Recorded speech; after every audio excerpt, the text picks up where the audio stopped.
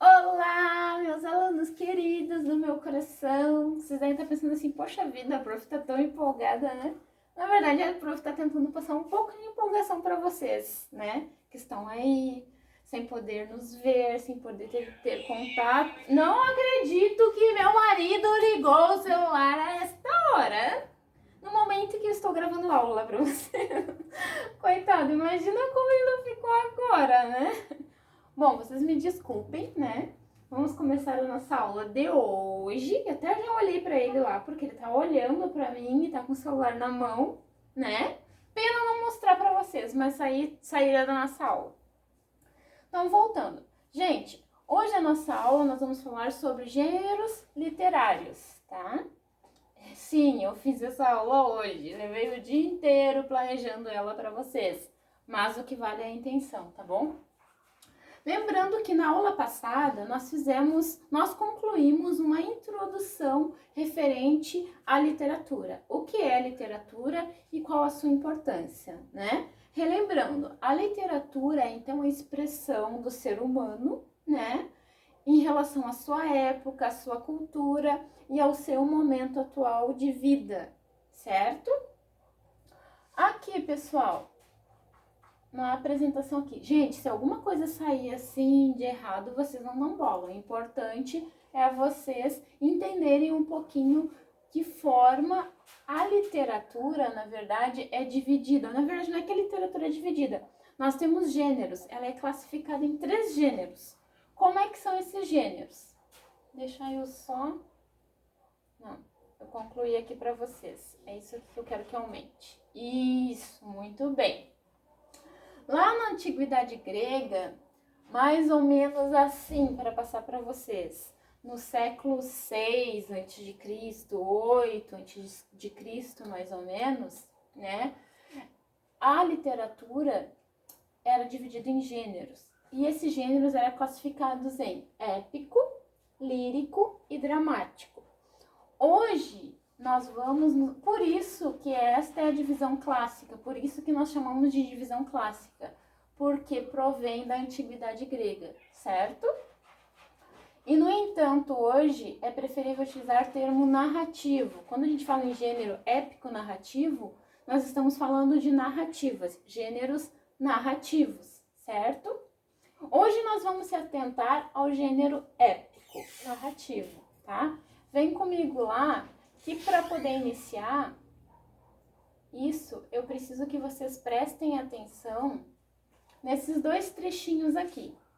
Esses 2 trechos, turmas, minhas turmas queridas do meu coração, foi tirado do canto primeiro de Os Lusíadas, tá? E também o Relógio de Ouro de Machado de Assis. Lembrando que o canto primeiro de Os Lusíadas, né, ele é uma narrativa que a gente chama portuguesa, tá? É uma literatura portuguesa. E o Relógio de Ouro de Machado de Assis, né, é uma narrativa da nossa literatura brasileira, certo? Vou ler aqui para vocês. As armas e os barões assinalados que da ocidental praia lusitana, por mares nunca de antes navegados, passaram ainda além da Taprobana. O que seria Taprobana aqui, gente? A Taprobana aqui seria uma ilha, certo? Em perigos e guerras esforçados, mais do que prometia a força humana, e entre gente remota edificaram novo reino que tanto sublimaram. Nosso segundo trecho, vou ler para vocês, prestem atenção. Agora contarei a história do relógio de ouro. Era um grande cronômetro, inteiramente novo, preso a uma elegante cadeia. Luiz Negreiros tinha muita razão em ficar boquiaberto quando viu o relógio em casa. Um relógio que não era dele, nem podia ser de sua mulher. Seria a ilusão dos seus olhos? Gente, o que a gente pode verificar ou observar aqui de semelhante entre esses 2 trechos aqui? A gente pode verificar que são trechos narrados, que que quer dizer narrado, professor? Narrado é uma história contada. Não dá pra... não, melhor falando. Dá pra gente dizer que agora contarei a história, né? Ele tá começando a contar a história em forma de um relógio aqui de ouro, certo? A outra narrativa aqui está começando também a contar a história, digamos assim, na narração de descobertas, de uma navegação, as armas e os barões assinalados, que da ocidental praia lusitana. Então, é o local onde eles estão. Então, ele está começando a contar uma história aqui. Então, ambos assimilam-se por quê? Assimilam-se na narrativa. Então, ambos são textos narrativos, certo? Épicos narrativos, ok?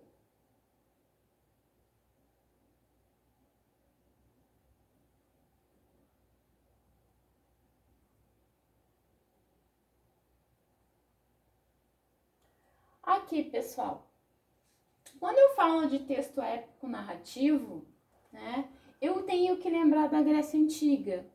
Eu preciso, né, lembrar... Gente, meus gatinhos estão correndo por aqui, então estão fazendo alguns barulhinhos. Se passar algum correndo, gatinho correndo por aqui, vocês não se assustem, tá? Porque a professora está improvisando uma aula de casa, né? Mas faz parte. O importante é vocês entenderem um pouquinho do que eu quero passar para vocês aqui. Então, quando a gente fala da Grécia Antiga, a gente tem que lembrar do que? Aqui eu passo para vocês. Que uma narrativa épica, ela tem um caráter sobrenatural. O que quer dizer isso?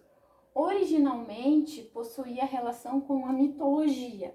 Quando eu falo em mitologia, eu tenho que lembrar do quê? Dos semideuses, dos deuses. Aquela mitologia que vocês conhecem por filmes, sabe? Que tem os semideuses, né? Zeus é um deus, na verdade. Hera é uma deusa, Afrodite é uma deusa, certo? Então, ela vem lá dessa época, da Grécia Antiga, entendeu? Então, a narrativa épica, ela tem um caráter sobrenatural e que a origem dela tem relação com a mitologia dos deuses e os semideuses. Ou quer dizer o seguinte também, quer dizer que todo herói que tem a conquista de um povo, deixa eu ver se eu consigo colocar aqui, voltando um pouquinho,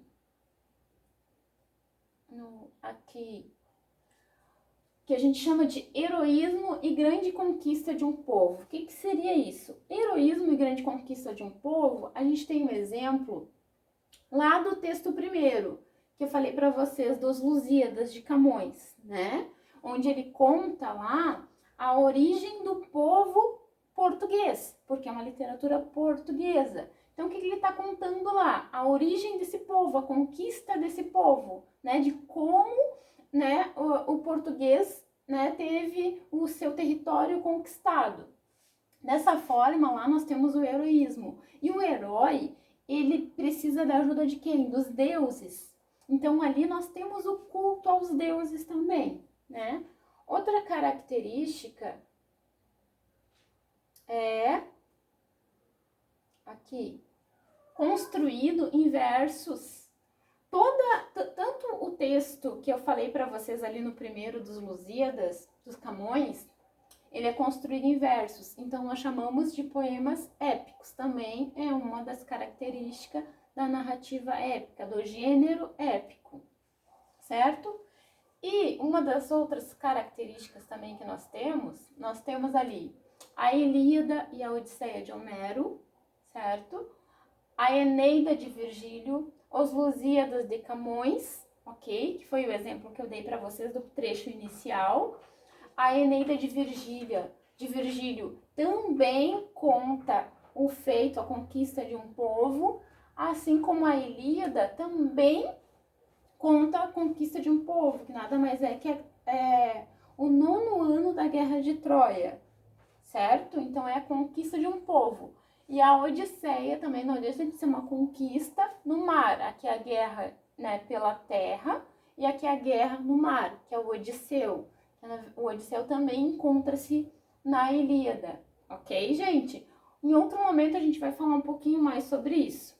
O importante agora é você saber a característica, ou as características que remetem ao quê? Ao gênero épico e narrativo. Mesmo ele sendo em poesia, que nós vemos o exemplo aqui, e o próprio Lusíadas, ele é assim por causa do som, da fonética, né? Ele é uma narrativa. Ele é uma narrativa épica. Por quê? Porque conta a conquista de um povo, buscas por territórios, conquistas de territórios, né? E também por quê? Porque nós temos a mitologia ali que entra os deuses, os semideuses, o próprio herói. Certo, pessoal? Então vamos lá, vamos continuar.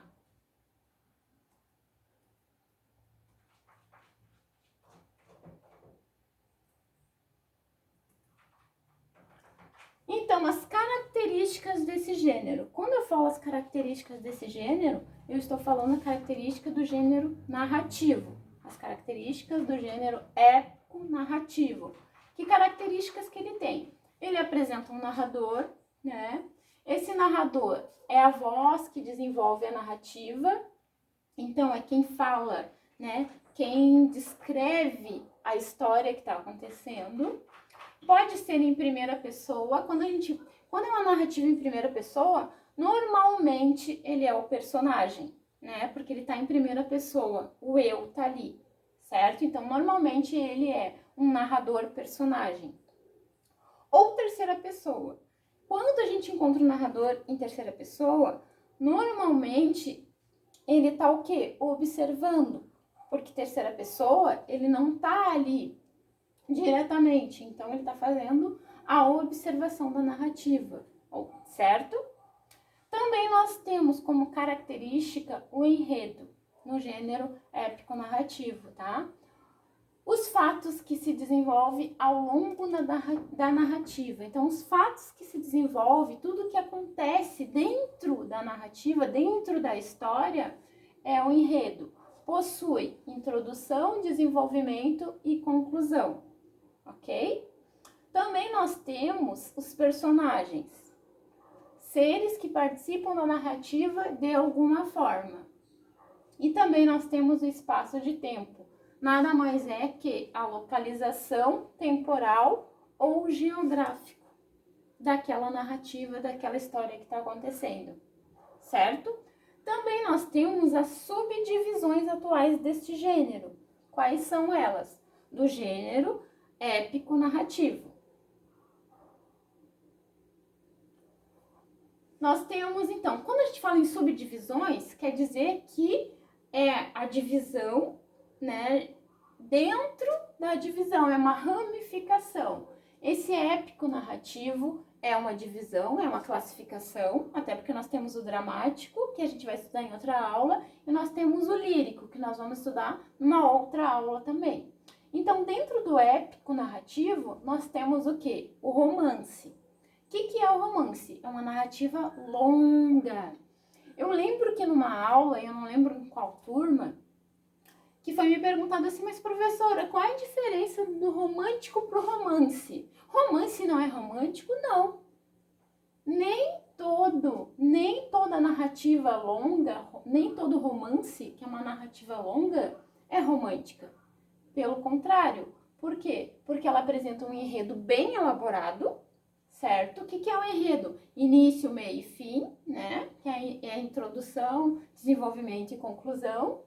E é repleto de detalhes. Esses detalhes, eles podem ser trágicos, né? Eles podem ser românticos, ou eles podem ser com uma própria crônica, se bem que a gente vai falar da crônica aqui logo em seguida, né? Mas não, o romance nem sempre é romântico, tá bom, pessoal? E eu vou dar exemplos disso depois. Também nós temos a novela, que é também uma narrativa longa, e olha a diferença, mas ainda é menor que o romance, e também ela é constituída em episódios, certo? Também mais tarde, posteriormente, até quando iniciam nossas aulas presenciais, que logo, espero eu, né, que retornem, nós vamos trabalhar um pouquinho e vamos ver um exemplo de novela e ver um exemplo de romance. Se até então a gente não conseguir ter aula presencial, eu vou passar para vocês verem